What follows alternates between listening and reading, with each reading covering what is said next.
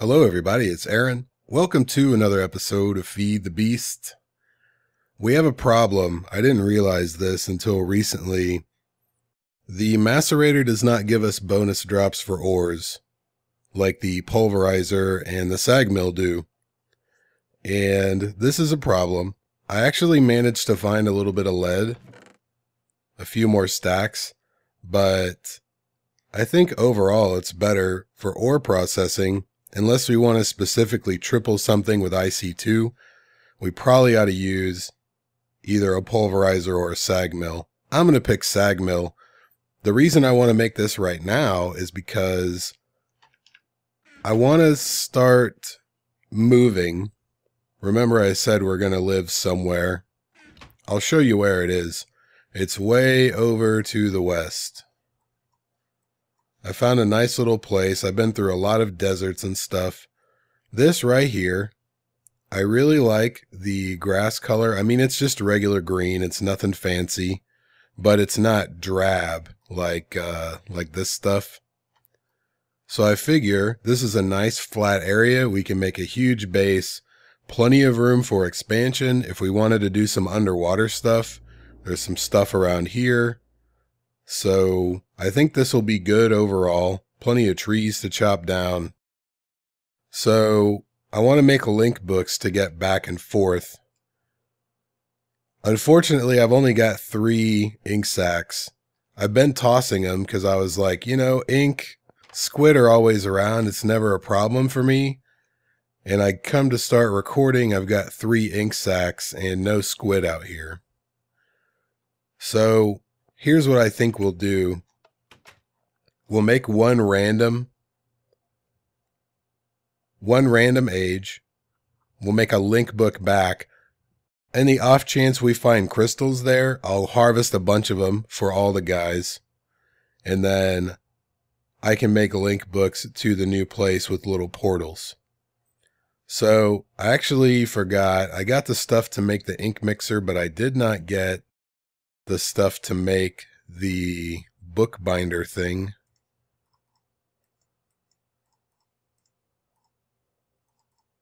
I don't remember this recipe, I guess. Wait, I meant to do this. Nope, no love. I was close. Not close enough, obviously. So if we just want to make link books, we really only need the ink mixer. We're actually going to need the bookbinder to make a descriptive book, just a random one. And it's pretty cheap. I mean, we'll go ahead and grab a stack of iron because we're going to need it for the sag mill. So we'll just shift question mark this.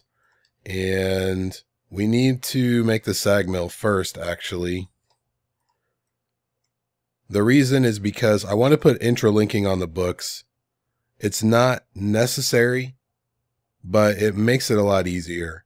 And you can use many things. Gold dust gives you the highest chance for intralinking, and it's still only medium.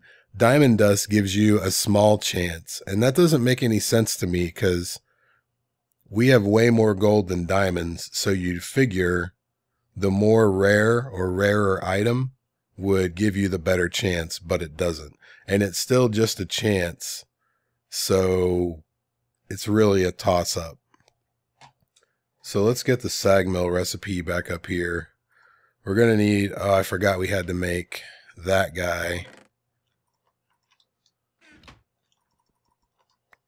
I just did this on stream yesterday. You'd think I would have remembered it, but I didn't.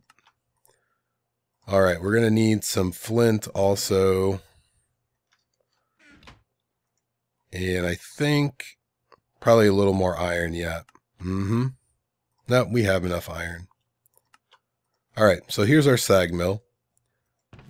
I found, I don't remember where I put it. I found a hobbyist steam engine somewhere. Here it is. I don't know if this will connect straight up to the sag mill, but I think we should find out.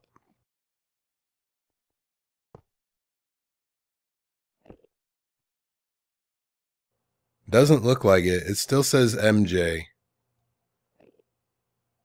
So it's a toss-up whether or not that'll power it. I wonder if this will take power from this generator. It will. All right, we're going to do that for the time being. I was going to use this guy. But I guess Railcraft, I figured they would have updated their energy when Buildcraft did. But I guess not. I made the turtle. I did a little turtle mining. The other reason we need to get to Ender IO is because we're outgrowing transfer pipes. I'm going to need some energy conduits and some item conduits and fluid conduits. And you have to have the alloy smelter to do that. So I want to go ahead and I don't think flint will do me any good if I'm just pulverizing some ingots. We'll do almost a half a stack. It's going to take a little time, but it's faster than the macerator, which has 4 overclockers.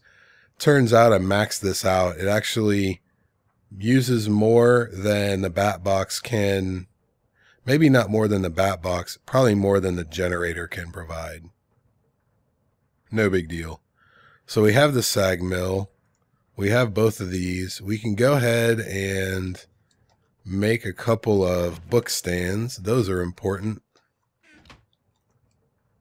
We don't want our books to die. So I guess we'll just put these guys right here. Which one is this? The book binder will go here. Ink mixer here. And we're going to need, well, more than 3 water bottles. We can only make 3 ink vials, so I'll just save one. By the way, all of our Coke finished. And I used all my bottles from the witches to just bottle the creosote, which unfortunately only makes stacks of 16. But we've got a little extra left over. So we're going to have to figure out a way to store this. I figure I'll just wait until we make the move. And then we'll just run it at the other place. We'll set up a more permanent solution. Okay, so it's a 1 bottle and 2 ink sacks for an ink vial. Water bottles don't stack, ink vials do. And if we do get some gold powder, I'm not going to do this yet, but you put it in before you pull out your page. And like I said, it's a chance. It's not guaranteed. I probably should check to see how much leather we have also. Monkey Puzzle gave me a stack of it. Have no idea what I did with it. Uh-oh. Oh, here it is. In the mob drop chest. What do you know? So right now, if we pull out this link panel, it's just going to be regular. If we drop, say, 6 to 10 gold powder in there, there's a medium chance that we'll get interlinking. We don't want that on this because, you know, we're just going to another age. But we'll make an unlinked link book. You just pull out your link panel page, put it with leather, and then wherever you want it to come back to, you stand and right click. It remembers where you are and what direction you're facing. So take that into account. And then the other one, we're going to put in here with some leather. See, we get a descriptive book. It'll be random because we didn't put any symbols in there because, well, A, we don't have symbols. B, I'm not really too worried about it. So let's put a book stand over here. That looks like a good place. If you don't put your book on a stand, when you use it, it'll fall on the ground and it gradually takes damage over time and then will eventually get destroyed. Water makes it lose a lot of, I guess, life. It makes it take damage a lot more quickly. So we have a bunch of stuff on us. Let's throw some of it in here. Probably not that big of a deal if we die. You know, we die, whatever. So we'll just click this. And it should take a second. It's got to generate the world.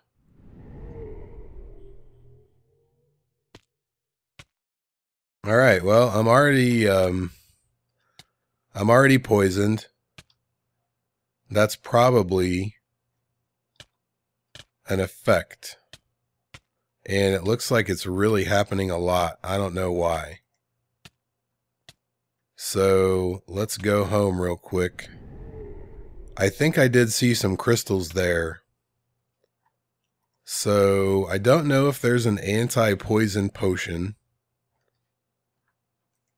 I want to try something just because I've heard that if you can't see the sky, whatever the effect is, it won't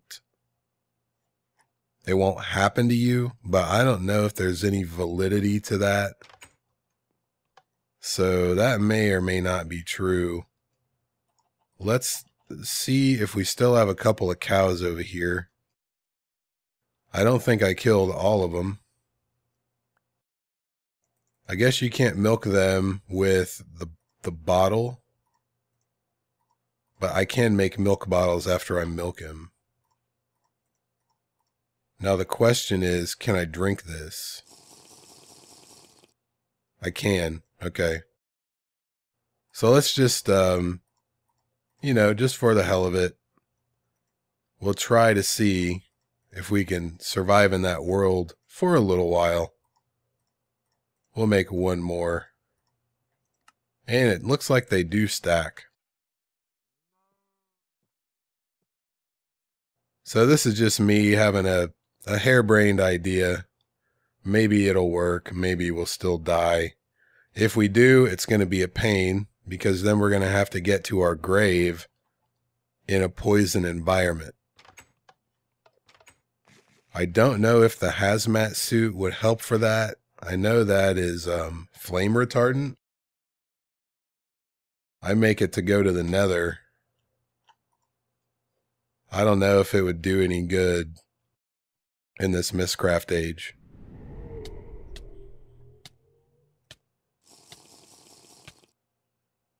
Alright, so I'm not poisoned for the time being, but it doesn't take long to get poisoned.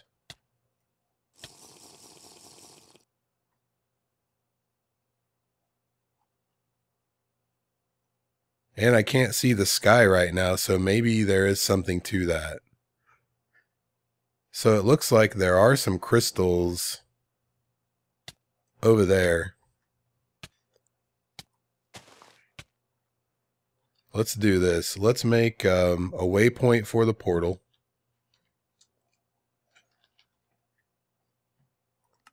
I'm going to leave it on. I don't know how we're going to get back up here. But if we can get to the ground, underneath cover, maybe we can live long enough to snag some of those crystals. They're really making me work for it. The odds of getting crystals on your first random age are pretty slim. So, well, they were. So I'm either really lucky or the guy has increased the frequency of them. So we've got about a stack. You need at least 16 to make 2 bookbinders, and then however many, because, you know, you can make your portal any size. All right, let me get back under the tree. So I'm not going to hang around here. We need to get gone because this is a very hostile place. It's like if you're out there for more than a few seconds, you get the status effect or whatever you want to call it. So if you wanted to tunnel here, probably not a bad idea. You could probably do that, but staying in the overworld above ground, not covered, is a very bad idea.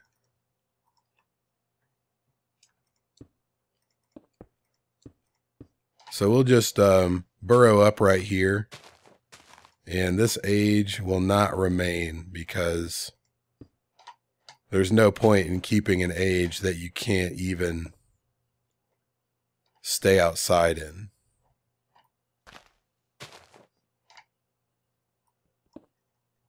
See if I can do this quick enough to not die. Excellent. Whoa, whoa, whoa. Hey, hey, hey. Alright, so we're back. We did get some crystals. Mission accomplished. However, we're not going to be able to go back there to get more. Still no squid out here. So what I'm going to do, I've got all that gold pulverizing. Well, it is pulverized. I'm going to find some more squid somehow, some way.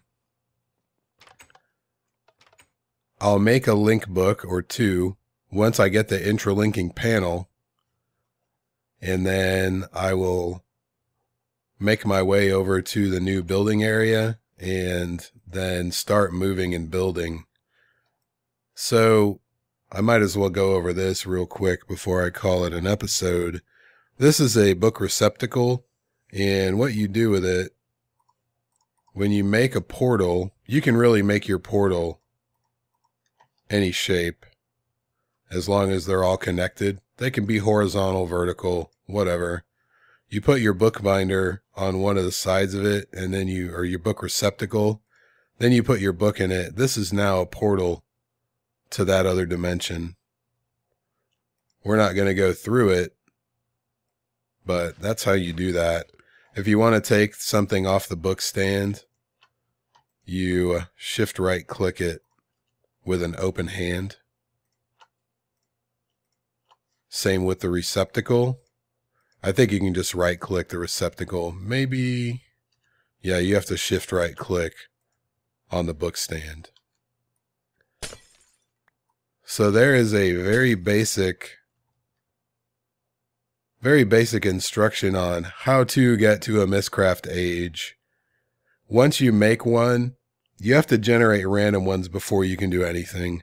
So once you make one that doesn't have instability or some kind of detrimental effect, you run around, you look for libraries, you find a bunch of pages, and then you can write your own age with the writing desk.